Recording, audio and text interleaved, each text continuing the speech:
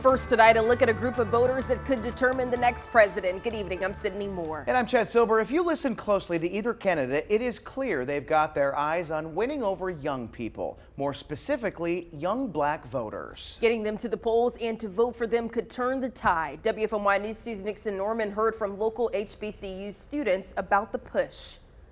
Nearly 2/3 of all voters with the Winston-Salem state address have already voted. It's the largest percentage among HBCUs in the state. I met two students who have already cast their ballots, one of them for the first time ever. Quincy Constant is a freshman at Winston-Salem State University. Jalen Townsend is a senior.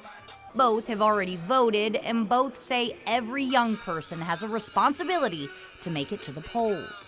We get diminished by older generations, but us young voters are going to take over soon enough. We're going to become those older people, so it's important for us to start now and create that change that we need to see. A lot of times we think voting is for the people who are older generations. However, it affects us directly as 20, 21, 22, and even 18 and 19-year-olds because these policies that are happening now affect us throughout our entire lives. 62% of Winston-Salem State students have already voted.